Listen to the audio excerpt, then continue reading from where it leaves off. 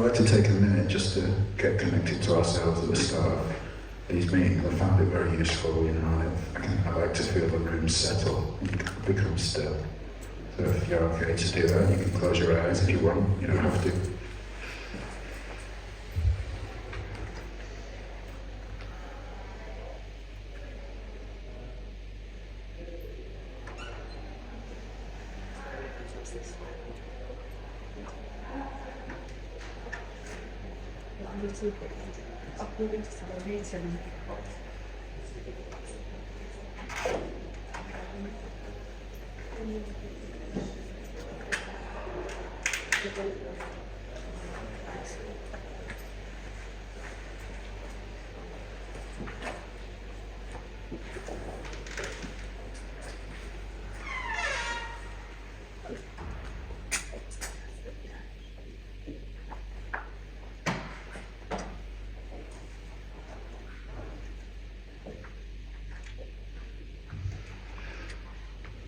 Thank you, everyone. I just found there's something so beautiful about stillness and quiet with a group of people together, you know.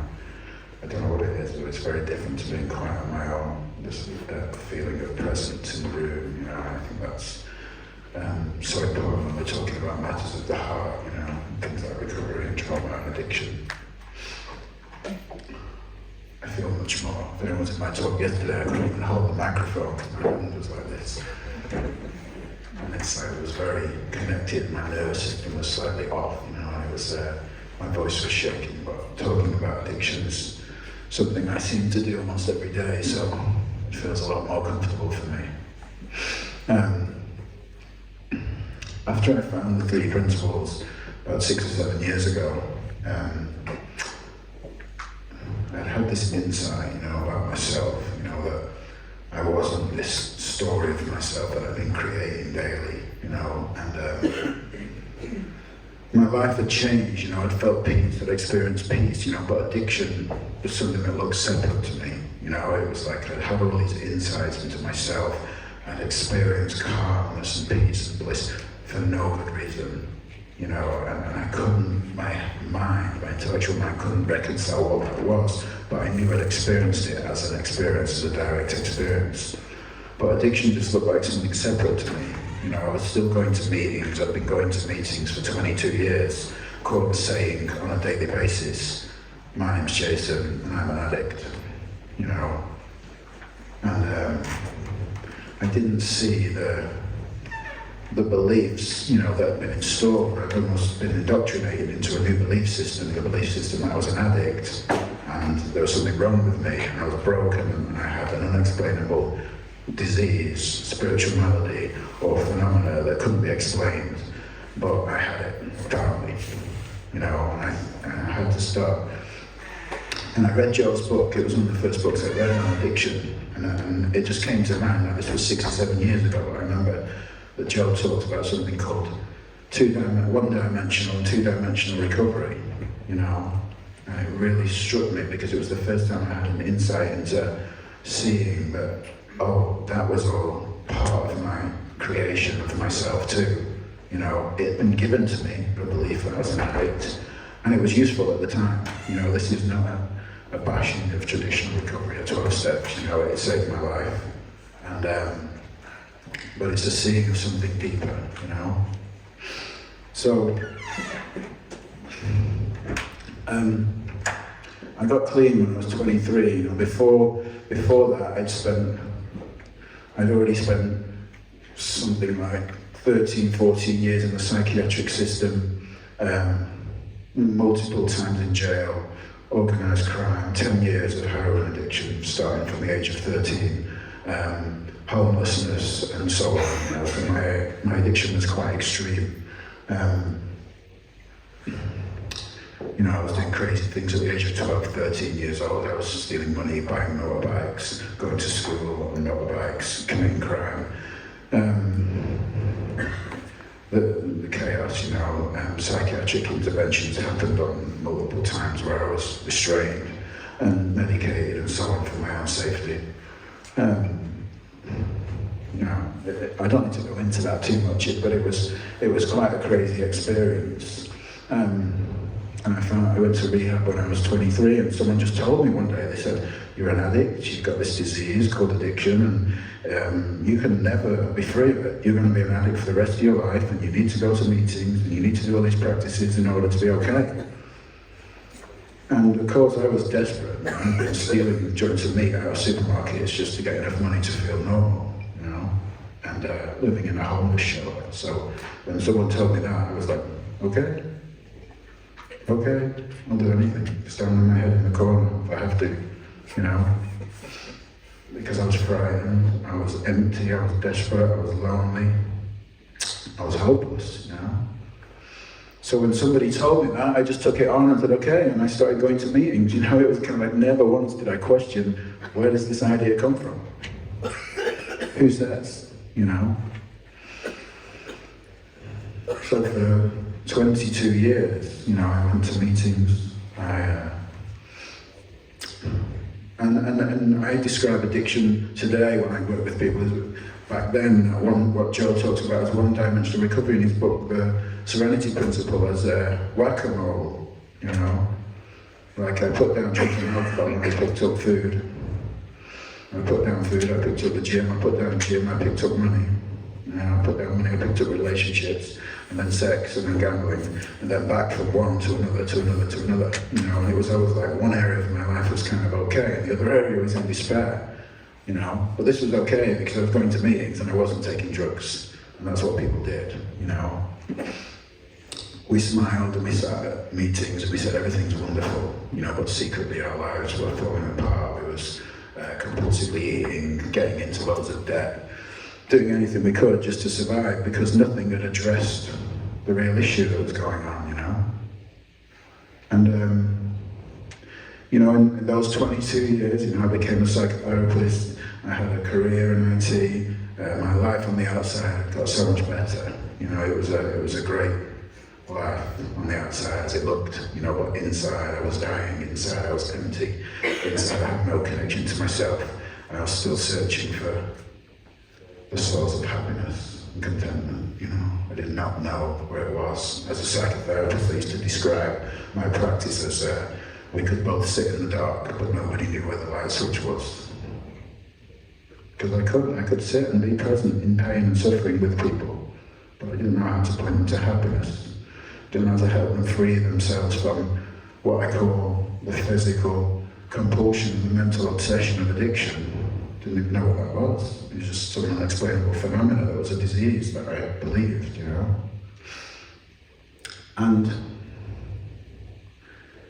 you know, I'd resigned, you know, inside my internal life was of resignation, you know, it was like, this is hopeless and this is all there is, you know, there's no other way to live, you know, it was like I got better at living with shit, basically, you know, and that was the best I could hope for. And then, you know, I guess I came across what Joe calls two-dimensional recovery, you know, which was where things changed. Because I woke up to that story of myself that I'd been telling myself every day, you know, and throughout my addiction, you know, I'd always been an avid truth seeker. You know, if anyone feels themselves longing or seeking for the truth, you know, don't ever give up on that. You know, because people used to say to me, seeking is your problem, you need to stop seeking. How do you stop seeking? You know, there's like this longing feeling inside of me for truth, to know who I am, but and I just looked in the wrong places because no one had ever directed me. No one had ever pointed me in the right direction, you know.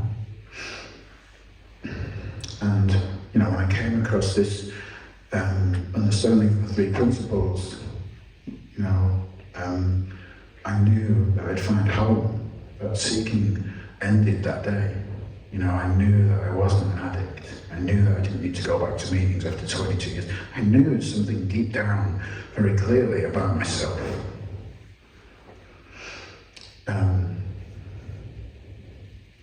Nothing had changed. You know, I'd spent my life seeking things, you know, in the outside of myself world. You know, I had cars, money, stuff like that, and I was sat there thinking, oh, I feel so peaceful. I feel so calm. I feel so content.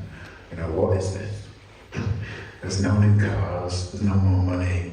What is it? You know, what has happened to me? you know, and it was just like the story of myself had fallen away, you know, it had gone. And I just found myself saying this blissful feeling. And, you know, that, as I said at the start, you know, it was a little while after that when I found John's book, you know, The Serenity Principle, and I saw this stuff about addiction, you know, very clearly. I mean, I'd had a therapist for 10 years. I called my therapist and I said, I don't need therapy anymore. You know, it's kind of like all this stuff changed. I'd had an eating disorder since I was 5 years old. I guess I was perhaps 42, 43 then, you know, and I haven't, since that day, I haven't had an eating disorder. You know, it went away and that's it. It's been gone. Eating disorder, I don't like that term, but that's what you might understand. You might understand what I'm talking about by me saying that. So yeah, that's kind of like my little introduction to living in what Joe would call one-dimensional recovery versus two-dimensional recovery. You know, the realization that life is happening inside of me and not outside of me. You know, that there's nothing wrong with me. You know, and some of the points that I like to make in my own talks about addiction is that what I saw about addiction when I really saw it very clearly was that everything is wisdom. You know, it's kind of like, and people, like, addiction can be so destructive. You know, my life was, as I've said, I've given you a small snippet. If you took a day in my life, it was horrific. You know, it was like, how could you possibly say that was wisdom? People say to me, you know. You know, and if we as a human being, you know, as a spiritual being having a human experience, if there's an internal dis-ease, discomfort, then the system finds a way of correction. You know, so reaching for something is an intelligence of this system to find comfort. It's not a fault, you know, it's not brokenness, it's not something that's wrong. It is a way of finding internal ease.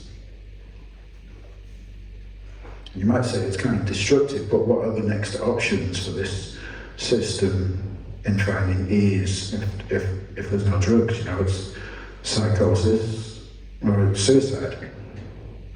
So to me, it seems like reaching for something to find comfort seems like it makes complete sense, you know. So, okay to go into you for a bit? No, do not apologize, please. Jason told me more about his story as we were chatting just a half hour ago or so. I was so inspired. I said, you've got to, this is an amazing story. You've got to start this off, because I think a lot of people don't really understand what people in addiction are actually going through. They don't see the depth of it, and what he just shared with us from the heart and from a completely different place than when he was in it, but so clearly. You have to hear that, because if you haven't had an addiction, you have no idea how extraordinary it is when you come out of that addiction and you experience that true serenity, that true natural state of peace of mind. That cure for addiction is that dimension of consciousness, that as our level of consciousness goes up, as we realize that we are the source of that serenity.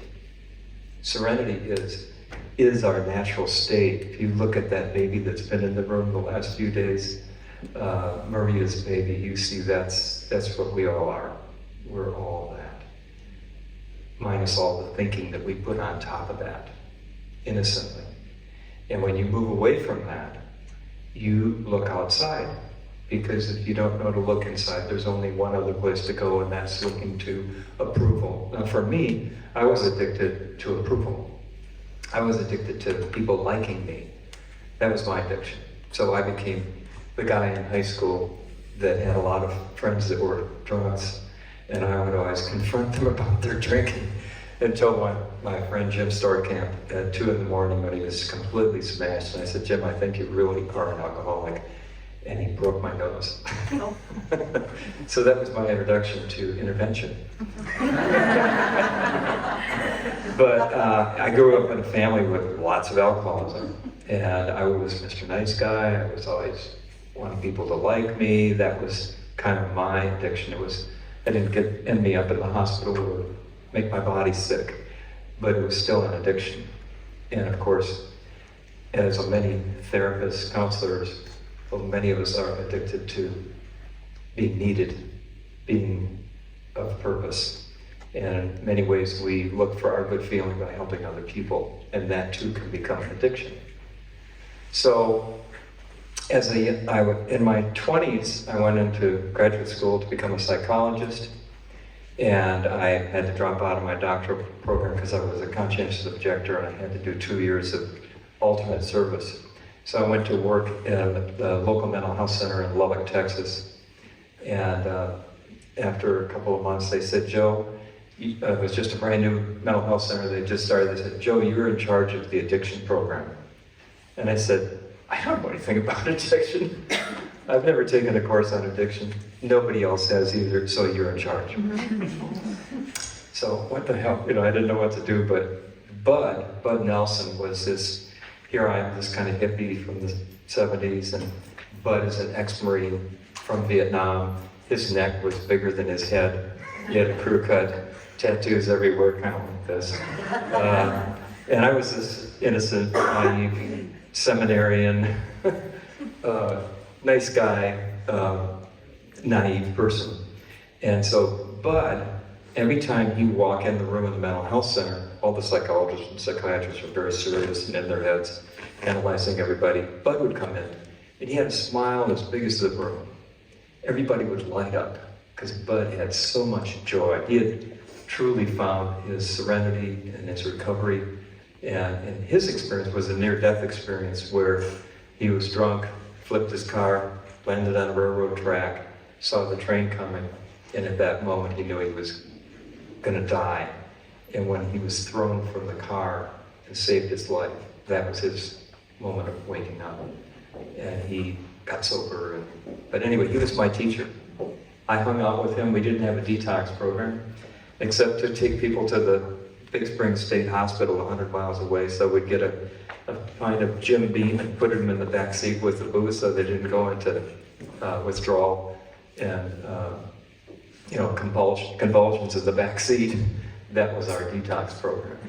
That's when I fell in love with working with addicts. I just totally fell in love with the people that I met in the program and other things. I thought, I want what they had. I don't want to go through what you went through, but I want that feeling. And so I ended up in the addiction field and became the director of prevention for the state of Texas. And I later went to work at the Johnson Institute in Minnesota, working in the family therapy department with Virginia Satir and working with people in addiction and their families. But I was still addicted to helping people. And so I was still looking, I was still searching, and I went to Zen retreat centers, and I went to every self-help program you could imagine. I went into family therapy and dragged my family and my parents and my siblings in. I did everything trying to fill that void. It was the same void that you had, but I didn't have that external look to chemicals. But I knew that what I was doing, nobody was really getting well. They were just coping, like you said. People were going to meetings, sometimes 5 to 7 days a week. They were all in therapy. They were transferring from the addiction to food addiction or to sex addiction or to being depressed. Nobody was getting well. There were occasionally people that had that awakening, but it was very rare. But when I met Sid Banks, he pointed me to the source of that serenity was our true nature, which is our unbelievable connection to mind, to this universal intelligence, this wisdom to guide us that is also the source of positive feelings, mental health, gratitude. So I thought, wow, this is the missing link. This is what's missing in the recovery field. So since then, since I was 33, this has been my life, is to try to take this understanding into the field of recovery as well as mental health. But that the power of this understanding for addicts is the part that was missing. Now AA, nothing against AA or 12-step programs, because Bill W. had that experience. Bill W. had a transformational spiritual awakening. And he and Sid, if they'd met, they'd been best buddies. They would have sat around and shared stories because they had that common experience.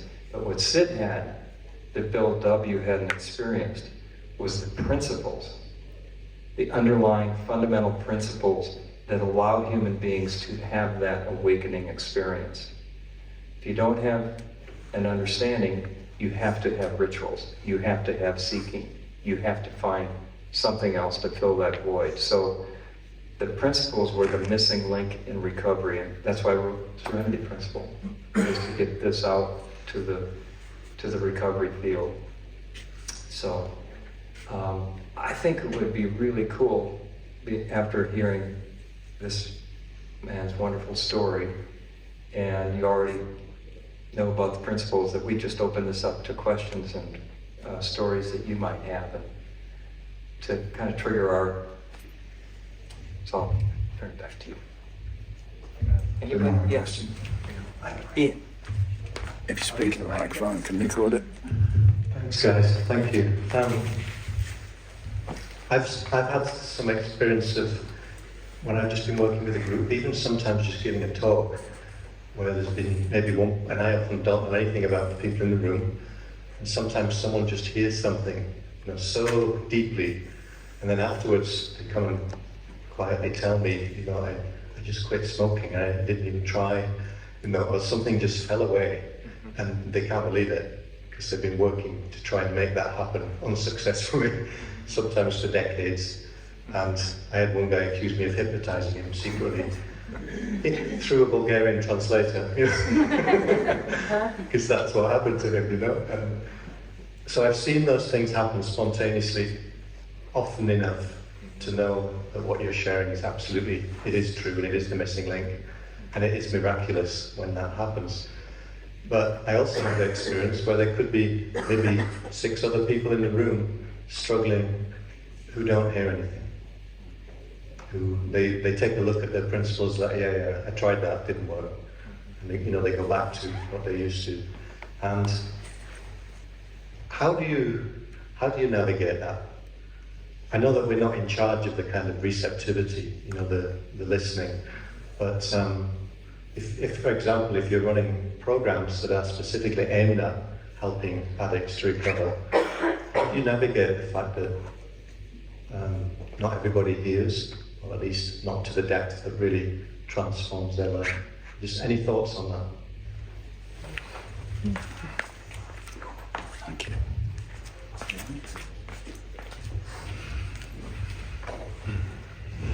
I got a fun question. Yeah, I wish I had a profound answer, and it goes back to basics for me of kind of seeing that everyone has their journey, and that I'm kind of be in charge of the outcomes. And as you know, as a trainer, it's like sometimes that doesn't wash very well, it's not very sellable, and people don't like it, it's like, but for me, it's like absolutely knowing that they have inside of them what I have, is one of the most, it's the most essential thing for me to be present to in myself. And simply because my journey was transformational in that way, where 2 particular people, because of all the stories that I had, it's like I was very convinced that this sounds great for all you people, but if you really knew how many times I'd been in a psychiatric ward and how many diagnoses I'd had, and the fact that I stole from my family and burgled my grandparents' house and did all this stuff that I was so ashamed of, you'd understand why this thing that you're talking about doesn't apply for me. And everyone has that limiting idea about themselves to some extent. And 2 people particularly modelled for me that no matter how many times I came up with a new story, they just didn't buy it. They were just like, bullshit, no. no, this, you have this too, you know. And I've seen so many times in the moment, my own calculation or measurement of if somebody's impacted by what I'm saying being a complete non-useful measurement, you know, because 3 months later that person who looks like they got nothing will come and go, do you know what, you said something 3 months ago and it changed my life. You know, and I've had that happen so many, I'm sure you've had it too, I had that happen so many times. For me to go, I just don't know what impact I'm having on people and how their lives are changing, you know. There's a slogan in AA that says it's a program of attraction, not promotion. So the same thing is really true here. You know, when people who they've known in their life hear something by the three principles, and you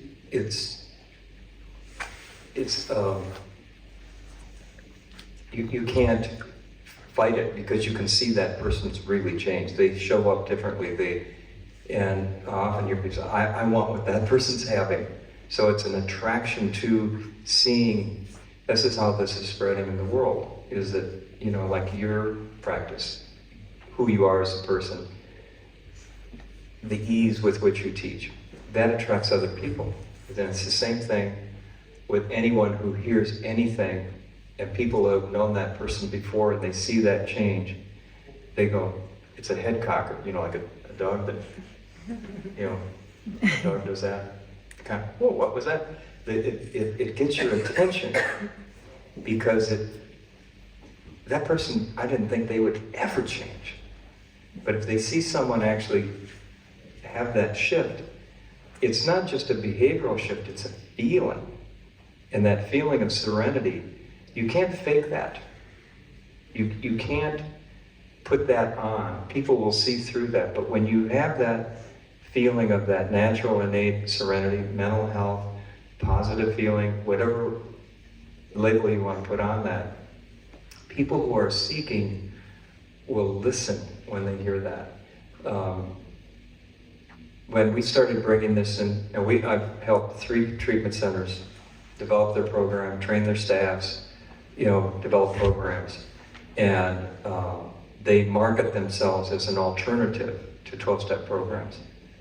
Because there's a lot of people that have been through, like you, many programs, and they haven't found what they're looking for. That's just always just working the steps, working through your past, working through your issues. And maybe if you're lucky at the end of the rainbow, you'll find what you're really looking for, which is a positive feeling. But these treatment centers are founded on, that's the starting point. What you're looking for is yourself, that is that positive feeling. Who you truly are, that you were only habitually lost in looking outside of yourself, which made you addicted. What we're offering you here is to rediscover, no exceptions. There are no human beings that are an exception to having this innate capacity for mental health. So if that's where you're pointing people to, rather than learning about their disease and telling them what they've been doing wrong, and it's a very confrontational, negative approach to treatment. People come there and go, my God, I can't believe I'm in treatment. This feels like I'm on a retreat. This feels like I'm at the spa.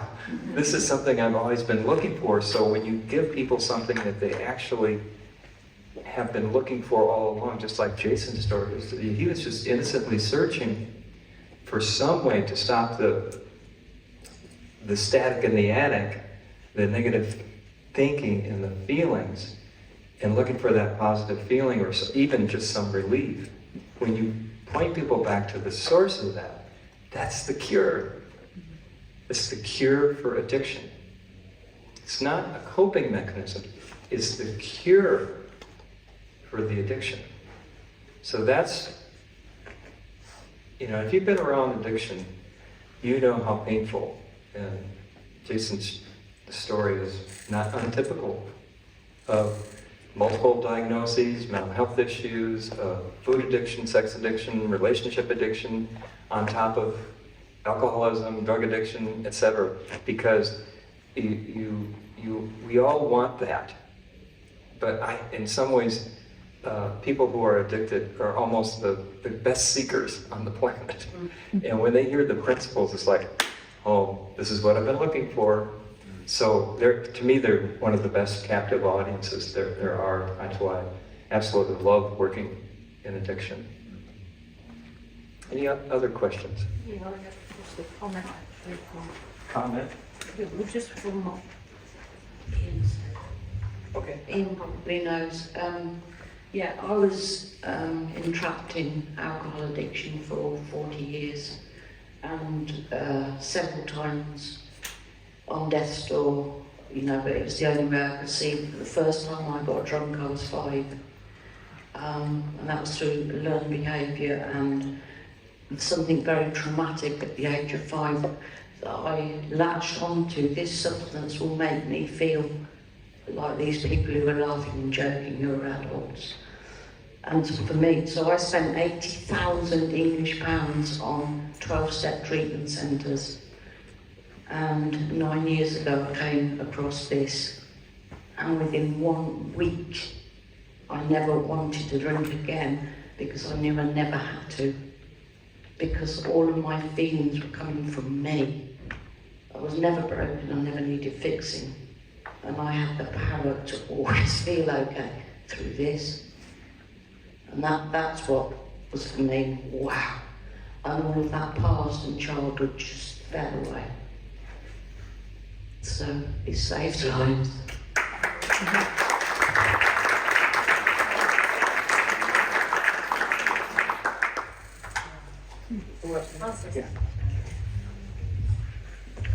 So I was really lucky. My name's Amanda. I was really lucky to be become by, I don't know how it happened, but head of clinic at an addiction centre here in Spain.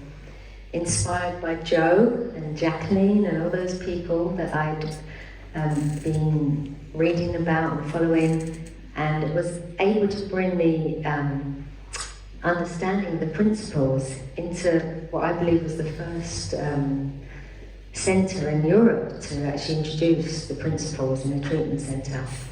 And it's never boring, that's for sure. Right? I mean, working in the world of addiction is not boring. And there's something magical about being part of that, actually. And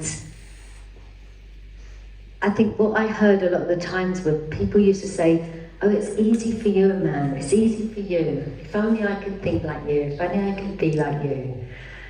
But the truth was they are like me, you know, and there was something about, it really wasn't easy for me to go into that treatment centre and be the only person in that treatment centre teaching this. Because everybody else was coming from a fear model, and I was teaching a health model, and there was something about knowing that what I had something to offer. And yeah, I was only there for 3 years before we closed that facility, and that was only just due really to lockdown. But I kind of felt at the time that I had to sneak it in. So we only had 9, we were very small, we were like a boutique treatment centre. We had 9 suites, and I had a little book in every room, the missing link, the serenity principle, you know, all the books, just, that's how it was. I felt like I had to sneak it in until one day, I was just like, this is all I have to offer, and if I can't teach this, then I can't work here anymore. And I don't know what stopped me from ever thinking that. I felt like I had to kind of sneak it in, or be part of this. I suppose they started the facility as a 12-step program, and that's the founder of that facility was part of. He was a big believer in AA, and that really helped him. But one day it just changed for me. If I can't teach what I know to be true, then I can't work here anymore. And everybody just went, okay, teach that. And I was the only person that had held me back from teaching that, because I felt like it was, you know, not going to be accepted, and it was amazing. We had amazing it was amazing. I had got this opportunity to work with, I think the time I was there, like 300 people came through that centre, and it was a real joy. So there's something about really for me to see that what I knew to be true and to be able to stand in that truth and just teach from what I knew was fantastic. And yeah, just to be bold in that. So, Thank you. yeah. Yeah, it's interesting to see the evolution in the community. Minnesota is like the land of 10,000 treatment centers, because that's where inpatient treatment started, was in Minnesota. And in the beginning, when we opened up the Minneapolis Institute and training programs, we were like, I was really seriously worried about being burned in effigy by the AH community, because what I was saying was heresy. But now it's friendly principles, and lots of treatment centers, many whole systems are based on the three principles. And it's evolution. It's evolution because the results that people could see speak for themselves. When you see someone who's going to the same meetings you are, but they've found that feeling and you're still grasping for it, you get interested, you get curious. So the principles kind of spread like AA talks about. It's a program of attraction, not promotion. Because everybody's looking for the same feeling. Anybody else have a... 3 minutes. Oh, we only have 3 minutes? Yeah. Okay. Quick question. You want to say something in close? Or... What? Yeah, we've got 3 minutes left. Are you burning the stake if you go past 3 minutes? Yeah. Sue and Sheila will come in and Yeah, they'll kick get you you. out. They'll get you. Thank you, everybody, for sharing, for being part of it. I was just thinking about the longing for love. But that's all it is. It's a longing for love. It's like I innocently built so many walls and protection mechanisms around my heart. And I was frightened to death of that which I longed for. And addiction was just my attempt to try and find love. And I think that's probably why this understanding permeates through the walls much quicker, because it's a very loving community and experience. It's not combative, and it's not threatening, and it's not aggressive, and it's not confrontational. This, I guess what we call insight-led learning, is delivered with warmth and love and open arms and connection for those people which can't love themselves, and just long for love, and that's really, really a beautiful experience for somebody who was in the place that I was in, like frightened and desperate, longing for love, but I had no idea what it was or where it came from or what that experience was like. So to me, it's a very different type of recovery as well, because I am truly free and at peace. I don't have any addictions today, and I never thought there would be a day where I would say anything like that. That I am free and at peace. A large percentage of the time, and I'm very okay with my humanity when I'm not at peace and free. I'm okay. I'm human. It happens. I don't have too much struggle with that. So, yeah, if anyone's struggling, and wants to chat to me or Joe afterwards, because it's difficult to share, I'm open to that. I would volunteer Joe being open to it as well. And yeah, be gentle on yourselves. Thank you, everyone.